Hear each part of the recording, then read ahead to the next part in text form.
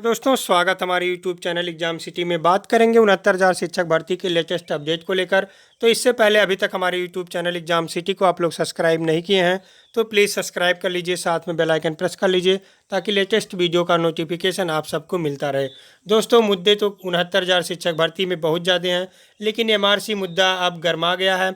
अभ्यर्थियों की शिकायत है कि 23.5% पर आरक्षित हुए हैं, बाकी सब पर सामान्य कैटेगरी के लोग चयनित हो गए हैं। 18,000 आरक्षितों का नुकसान हुआ है, ऐसा अभ्यर्थियों की शिकायत है और इस शिकायत पर सुनवाई राष्ट्रीय पिछड़ा वर्ग आयोग के द्वारा 7 तारीख को किया जाएगा।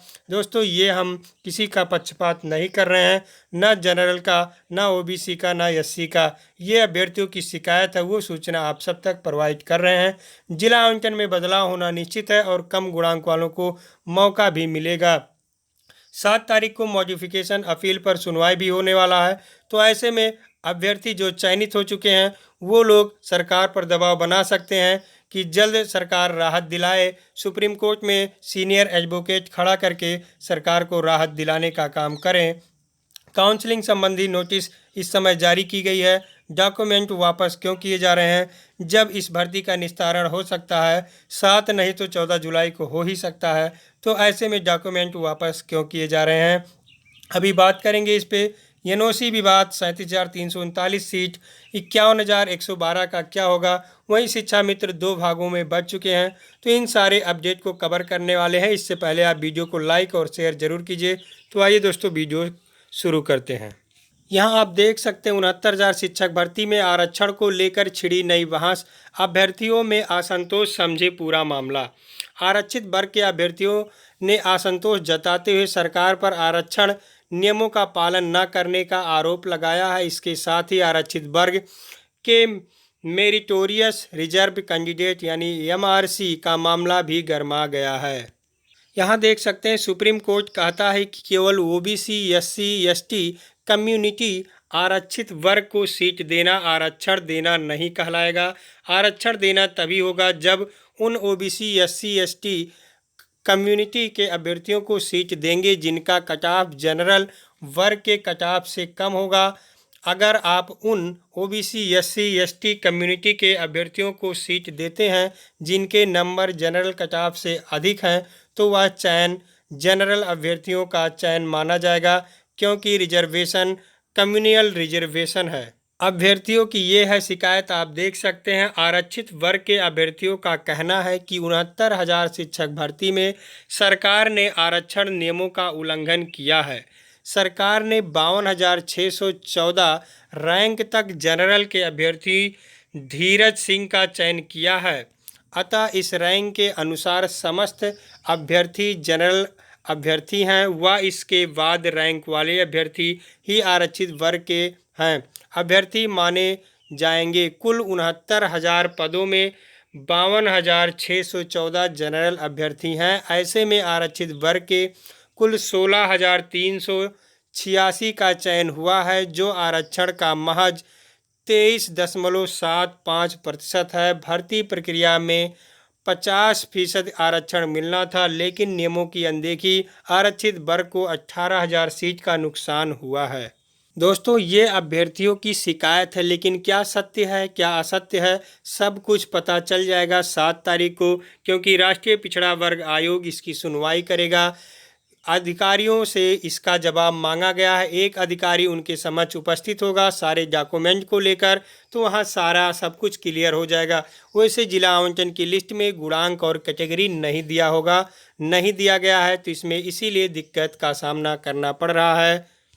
यहाँ देख सकते हैं एक नोटिस जारी किया गया है। कार्यालय जिला बेसिक शिक्षा अधिकारी हाथरस, विज्ञप्ति सूचना। उत्तर प्रदेश के बेसिक शिक्षा परिषदीय विद्यालयों में 69,000 सहायक अध्यापक भर्ती प्रक्रिया के अंतर्गत जनपद हाथरस में दिनांक 3/6/2020 को संपन्न काउंसलिंग में प्रतिभाग करने वाले अभ्यर्थियों को सूचित किया जाता है कि वह स्वयं प्रमाण पत्र, प्राप्ति रसीद, मूल प्रति सहित कार्यालय जिला बेसिक शिक्षा अधिकारी हाथरस में दिनांक 16, 17, 18 जुलाई 2020 को कार्य कार्यालय कार्य अवधि में उपस्थित होकर अपने मूल प्रमाण पत्र व बैंक ड्राफ्ट प्राप्त कर लें। मूल प्रमाण पत्र संबंधित अभ्यर्थी के अतिरिक्त अन्य किसी को वापस नहीं किया जाएगा।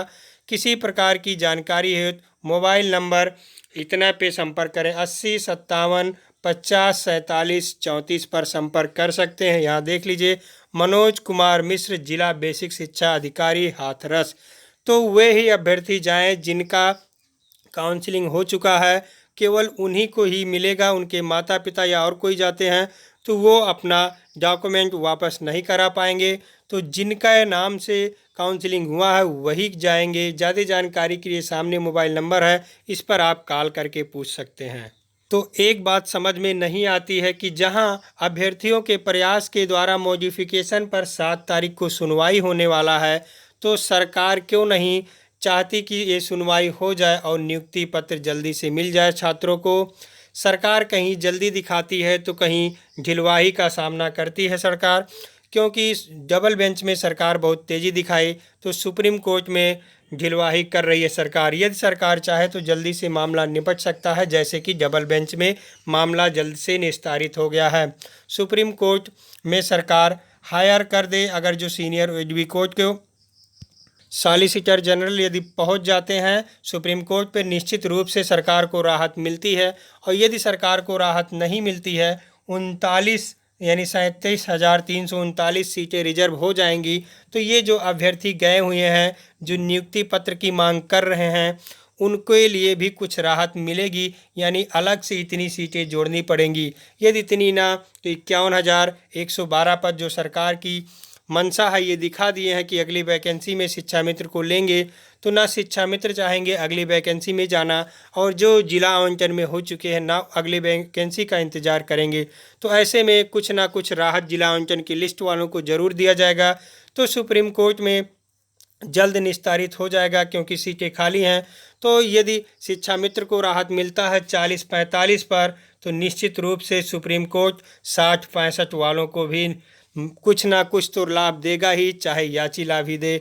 तो निश्चित रूप से कन्फर्म रहिए। यदि रिजर्व नहीं होता है सीट तो ठीक है, और रिजर्व होता है तो सीट निश्चित रूप से बढ़ेगा, क्योंकि 60-65 के हक में सुप्रीम कोर्ट हमेशा रहेगा। ये बात आप सबको समझना पड़ेगा और सरकार को भी समझना पड़ेगा, और पैरवी बहुत अच्छे तरीके से करवाना होगा सरकार को। अभ्यर्थियों के द्वारा ये केस लिस्टेड किया गया है और सुनवाई 7 तारीख को होगी। कुछ बहस 7 तारीख को हो जाएगा, तो 14 तारीख में हो सकता है इसका फाइनल ही हो जाए। वहीं एनओसी विवाद पर 8 तारीख को मामला लगा हुआ है। एनओसी रद्द हो जाता है तो कम गुणांक वालों को काफ़ी फ़ायदा हो सकता है। सरकार चाहे तो ऐसा भी कह सकती है कि जो पिछले भर्ती के लोग फंसे हुए हैं इस भर्ती में, उनको अपने सीट पर रहते हुए उनको जिला में कर दिया जाए, उसी जिले में कर दिया जाए जिस जिला में वो चाहते हैं।